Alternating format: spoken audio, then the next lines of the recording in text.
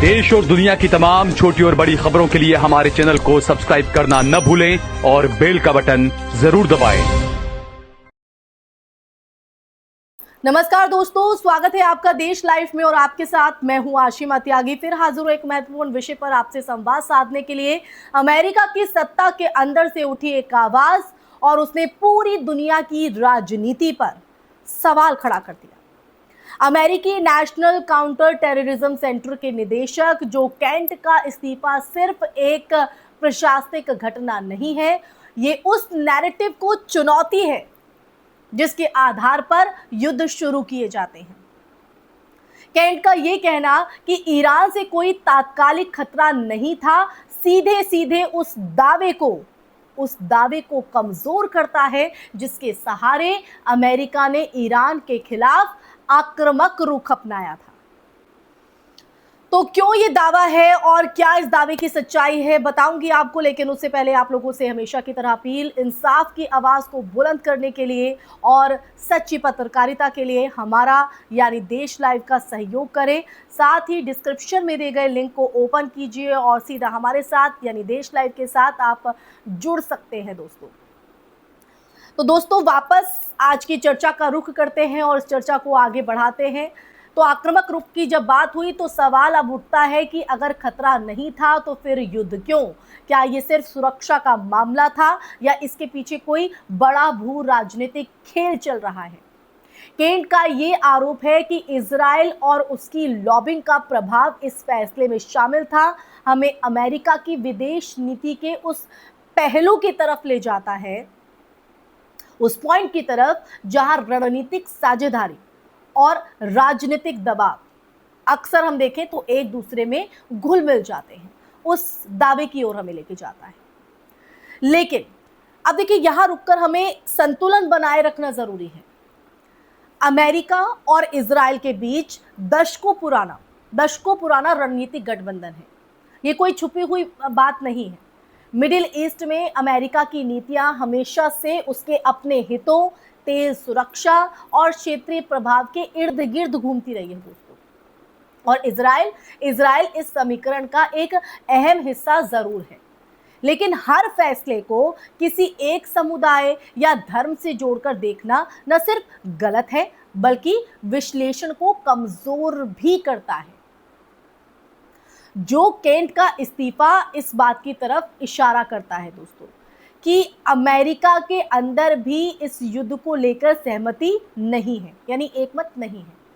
और ये कोई पहली बार नहीं जब अमेरिकी प्रशासन के भीतर से विरोध की आवाज उठी। इराक युद्ध के समय भी कई पूर्व अधिकारियों ने बाद में इस बात को स्वीकार किया था कि खुफिया जानकारी को बढ़ा चढ़ाकर पेश किया गया था। तो उस समय वेपन्स ऑफ मास डिस्ट्रक्शन को नैरेटिव बनाया गया, जो बाद में एकदम गलत साबित हुआ।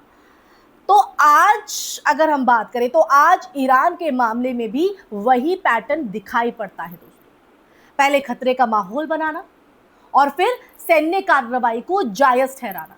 लेकिन इस बार अगर हम देखें तो फर्क ये है कि विरोध की जो आवाजें हैं ना, वो पहले ही सामने आने लगी हैं।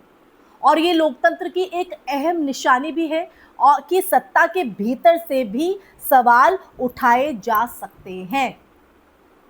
और जहां तक डोनाल्ड ट्रंप की अगर हम बात करें तो ट्रंप की बात, उनकी राजनीति हमेशा से अमेरिका फर्स्ट के नारे पर टिकी रही है।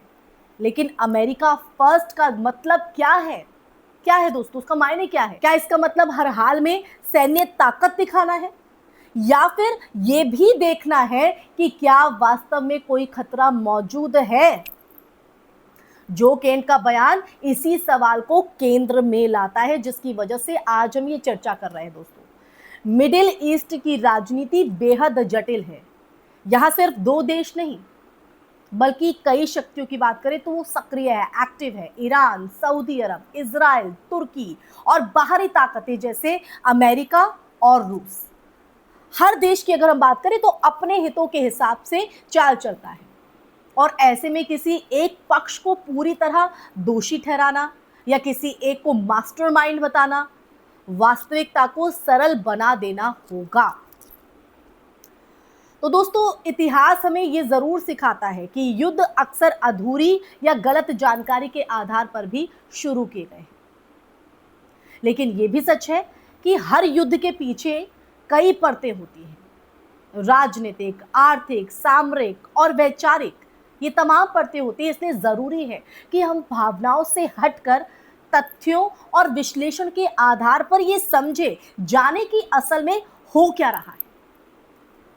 जो केंट का इस्तीफा एक चेतावनी भी है, थ्रेट है, कि अगर खुफिया एजेंसियों के प्रमुख ही कह रहे हैं कि खतरा नहीं था, तो फिर निर्णय लेने की प्रक्रिया पर सवाल उठना लाजमी हो जाता है। और ये सिर्फ अमेरिका का मुद्दा नहीं है, बल्कि पूरी दुनिया के लिए एक बड़ा संकेत है। बड़ी शक्तियों के फैसले कितने पारदर्शी हैं और कितने राजनीतिक दबावों से प्रभावित हैं।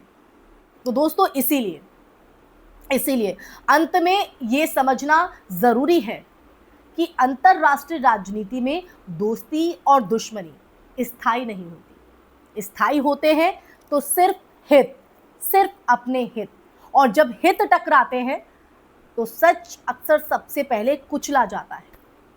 इसलिए सवाल पूछना, आवाज उठाना, तथ्यों को परखना और हर दावे को जांचना, यही एक जागरूक नागरिक की पहचान है दोस्तों। और जब तक हम आवाज नहीं उठाएंगे, जब तक हम सवाल नहीं पूछेंगे, तो हम सच को कैसे पहचानेंगे। इसी के साथ दोस्तों, ये पूरा सच हमने आज इस चर्चा के माध्यम से रखा है। अब ये सच आपके नजरिए से आप कैसे देखते हैं, इस पर आपकी क्या प्रतिक्रिया है, आपकी क्या राय है? कमेंट सेक्शन में कमेंट करके ज़रूर अपनी राय दीजिएगा। इसी के साथ इस चर्चा में फिलहाल के लिए बस इतना ही। दोस्तों, इस वीडियो को ज़्यादा से ज़्यादा शेयर कीजिएगा, हमारे चैनल देश लाइव को सब्सक्राइब कीजिएगा। फिर हाजिर होंगी ऐसी ही चर्चा लेकर, ऐसा ही सच का संवाद लेकर, आपकी आवाज़ को बुलंद करने के लिए। तो आप अपना ज़्यादा से ज़्यादा सहयोग देश लाइव को दीजिए, ताकि सच का दायरा और बड़ा हो सके। आप लोगों से इजाज़त लेना चाहूँगी। जय हिंद, जय भारत, नमस्कार।